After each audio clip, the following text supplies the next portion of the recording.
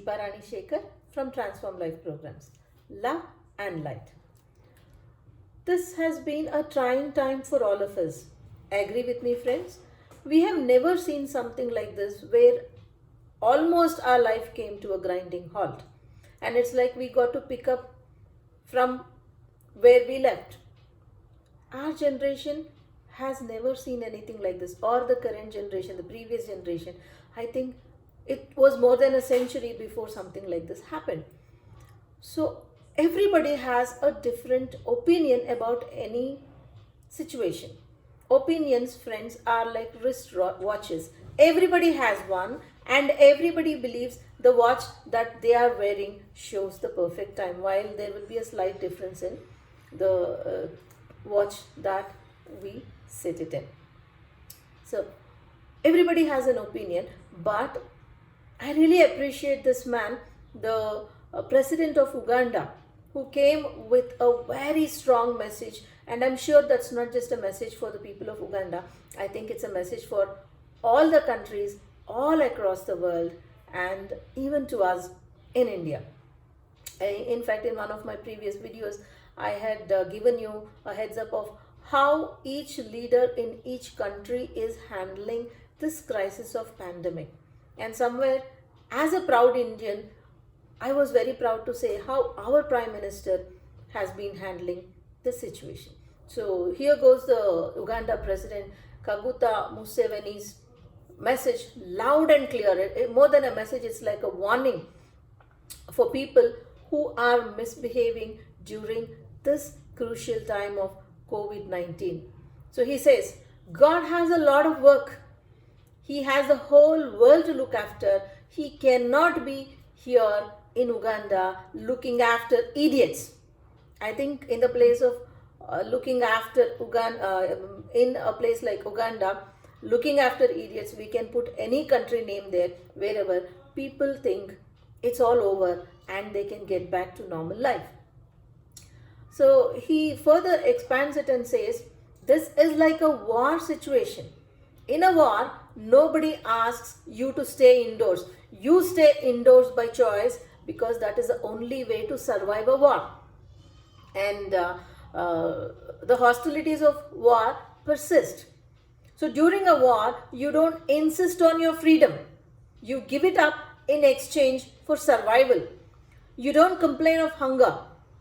You be grateful for being alive so that you can pray and live to eat again. During a war, you don't argue about opening your business. You close your shop so that you stay alive to come back and open it. Friends, if a society is thinking more about the failing economy than the raising deaths, the society doesn't need a virus. The society is already sick. This is my own, not the president's. Alright. So, the world is currently in a state of war. A war without guns and bullets, bombs. A war without human soldiers. A war without borders. A war without ceasefire agreements. A war without a war room. A war without a sacred zone or a safe zone. This is the first of its kind that we, the contemporaries who are living now, are facing it. The army here is without mercy, ruthless. It has not even a drop of the milk of human kindness. It is indiscriminate. It has no respect for children, the aged, the women, or places of worship. It has no respect for people in uniform. It has, and however, it is not interested in the spoils of war. It has no intention of regime change. It is not concerned about the rich mineral resources of any country. It is not even interested in religion, ethnicity, or ideological hegemony. Its ambition is not about religious superiority, racial superiority.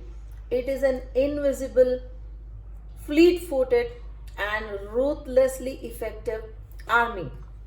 Probably the only agenda that it has is to harvest death. If it is situation is like all that the enemy wants is to havoc, destruction, and convert the world into one huge grave.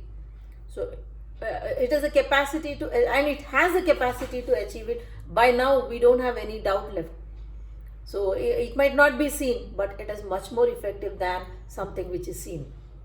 So its movement is not governed by any protocol or convention. In short, it is a law by itself. It is the coronavirus, also known as the COVID-19, because it showed up and kind of subtly made its intentions known in 2019 and is wreaking havoc in 2020. So it only, and but it has its own good, because it's got a huge ego. It doesn't come inside and catch you. It catches you only when you go out and invite it inside. Okay, so it has a weakness, and it can be defeated with collective action, that is distancing, discipline, and forbearance. It cannot survive when there is social distancing, physical distancing, and it cannot come inside and confront you. Only when you go out, it likes to be confronting you. So it is helpless when you wash your hands and maintain personal hygiene. And this is not a time to cry about bread and butter. Most of the holy books tell us man is not made to only think about bread. So let's obey the directives that has been given to us. Let's flatten the curve, and again, let's not get onto the streets to celebrate, because this is what happened during the Spanish influenza. People danced on the streets, and there was another wave which was much more stronger. Let's exercise patience. Let's be our brother's keeper. In no time, we shall regain our freedom, enterprising, and socializing. Such a strong message, friends, such a strong message. Has anybody else said it so clear, loud, without any doubt, without the fear of what some other religion will think, what some other party will think? What a man, what a message. I really salute this man. Thank you, Mr. President of Uganda, for giving this message so loud and clear. I only hope and pray that everybody takes this message seriously. And at least those who are viewing this video, can we take it seriously? Can we spread the word? Can we see that others also get to know of this and follow it? Even if you can make 2 people aware of this, it is worthwhile. Thank you for joining me. Deepa Rani Shekar from Transform Life Programs. Love and light.